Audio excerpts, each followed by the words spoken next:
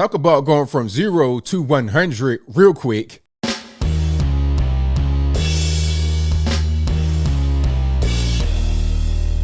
How's everybody doing? My name is Anthony Brian Logan, and today we got to talk about Joe Biden giving a speech about gun control and issuing what some may consider to be a threat.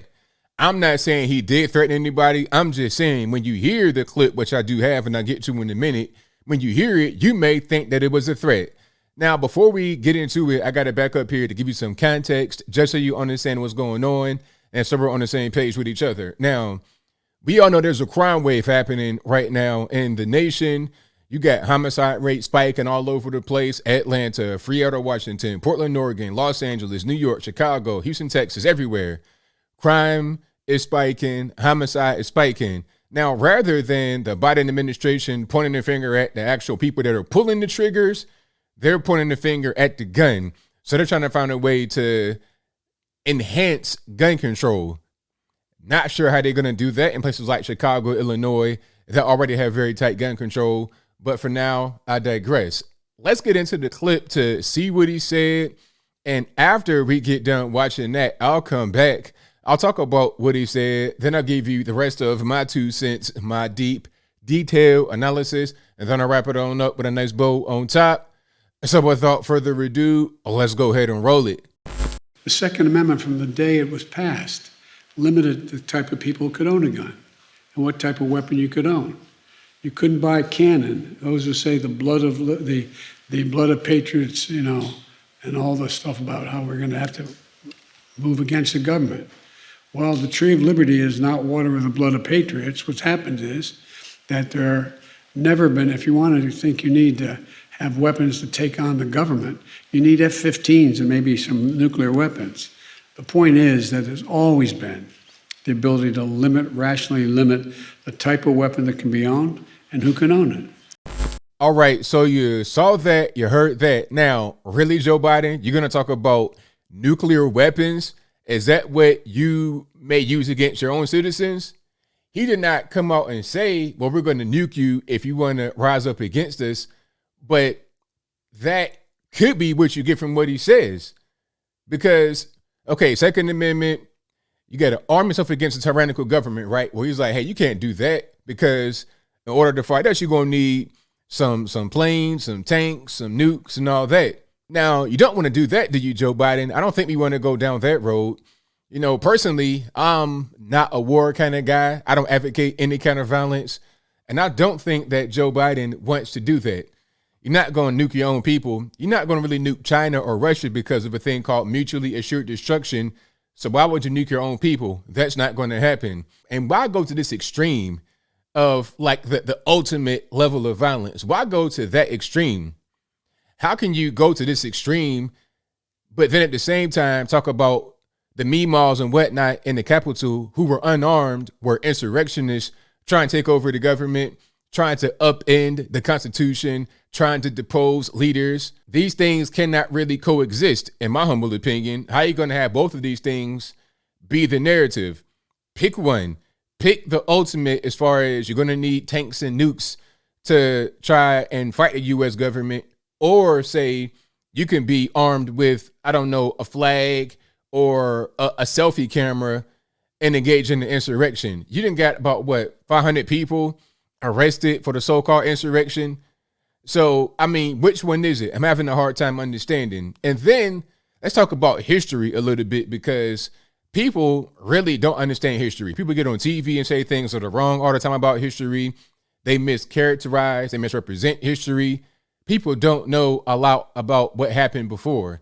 And I think that's by design. Before I get into the historical part, I think that's by design. People are misinformed about history. They're told things that aren't true, because if you have a good understanding of history, then you understand human nature, you understand people, and you understand things that are not going to work.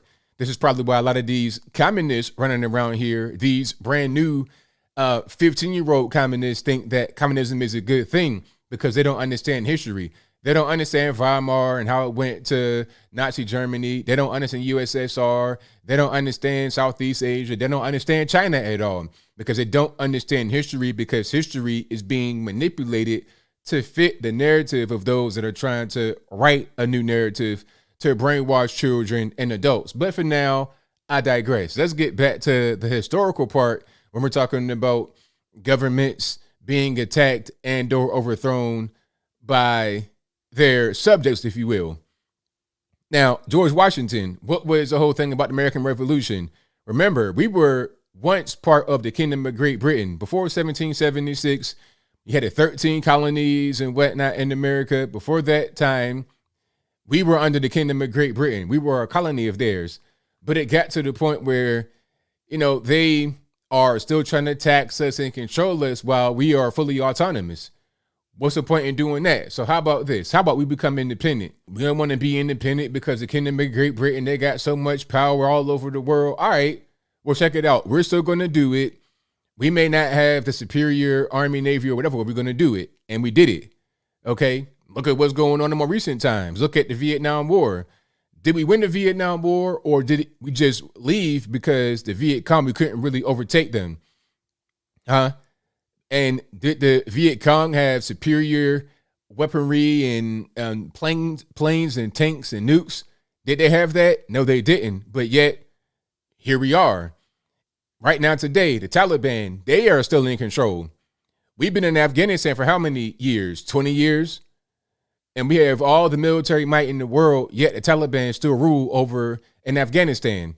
Now, I'm not saying it's a good thing or a bad thing. The Taliban is like their form of government, but we were not able to overtake the Taliban or do anything with them. They're still over there.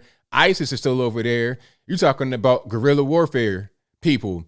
They have like regular Toyota Tacomas and regular guns, and they're able to maintain certain places and not be dominated by the U.S. or any other government. From what I've been able to see, like I said, I'm not saying it's right, it's wrong. I'm not celebrating it. I'm not going to throw a party for the Taliban or for ISIS or anybody else like that.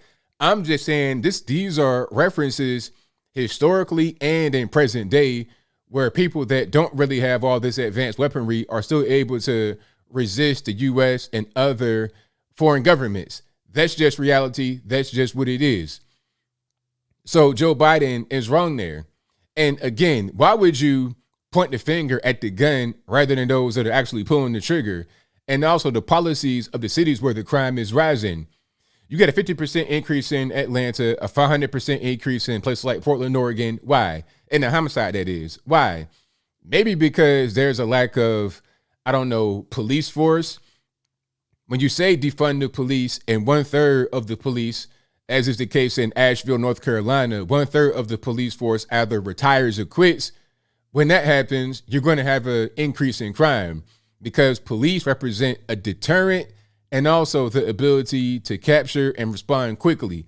So if a shooting happens, people call the police, say, hey, please come save me, X, Y, and Z, and the police can't get there for an extended period of time, then the person that did the shooting may escape. Even if the police are able to get there in a timely fashion and they're able to capture a suspect, it's still going to take cooperation from the prosecution, from the judge and everybody else to not give this person a slap on the wrist or to let him out with no bail. In New York City, there was a story of many stories, I presume, where there was a guy that got arrested, a suspect. He was not found guilty, but a suspect of murder, right? Of killing someone, not in self-defense, but straight murder. And he was let go with no bail, just like, okay, go back to the street. We got the virus going on. It's overcrowded. Yeah, you are wanted for murder. You're a murder suspect, but go out on the street. So they let the guy go, and then he went and committed another murder, or the first murder because you can't prove the second one. But he got arrested for the same thing again. So maybe if he wasn't released with no bail, then he wouldn't have been able to kill another person or the first person, allegedly. You understand what I'm saying? These things happen all over the country. And all the wild people say that black and brown folks get longer sentences for the same crimes. I can't tell. I cannot tell. A lot of these black and brown folks get off scot-free, don't even go to the penitentiary, let alone jail. And when they do go, they get slaps on the wrist, short periods of time for very violent crimes. If a black person gets a longer sentence than a white person in the same area for the same crime, 99.9999 times out of 999.99 trillion, it's because they have a rap sheet, and it's probably a lengthy rap sheet. I've seen plenty of guys with 5, 10, 15, 100 arrests on their jacket at the age of 25. How is that possible? Because they're getting caught and released like fish in the water. That's what's going on. So until you solve the problem with the prosecution, this whole anti-police narrative, these woke judges and woke people that have an ability to punish, bring to justice, jail, all of that, until you figure out what's going on with that, you're going to continue to have these increases in crime. Trying to go after the gun manufacturers and whatnot is irrelevant, or people that have FFLs. I mean, that's so dumb. Ghost guns, all this and that and the third, that's so silly. The majority of the guns on the street that are used in killing people are stolen. Allegedly, there were some military guns that were stolen that have been used in a bunch of murders and or other violent crimes in the street all over the nation. That is a problem. You have criminals committing criminal acts. Don't punish law-abiding citizens because of the things that criminals do. And don't say stuff like, oh, nukes and all of that. That's like a veiled threat. Don't threaten us. If we're saying, hey, crime's out of control, what are you going to do about it? You should figure out a way to attack the criminals, not law-abiding citizens that just want to follow the law and be constitutional. I have rights, Second Amendment. I want to protect myself from every kind of threat. I don't want to attack anyone. I don't want to hurt anyone. All I want to do is protect myself, protect my family, protect my country. What's wrong with that? But I think I'll leave that right there for now. And what say you? How do you feel about what Joe Biden said? Do you see it as a threat, as many of us do? Whatever your thoughts on that are, let me know in the comments below. You guys pretty much know where I'm at with it. I say that this guy, Joe Biden, is barking up the wrong tree, really. Don't send threats like that. Just protect people that are innocent, and people that are not innocent, people that are lawbreakers, lock them up.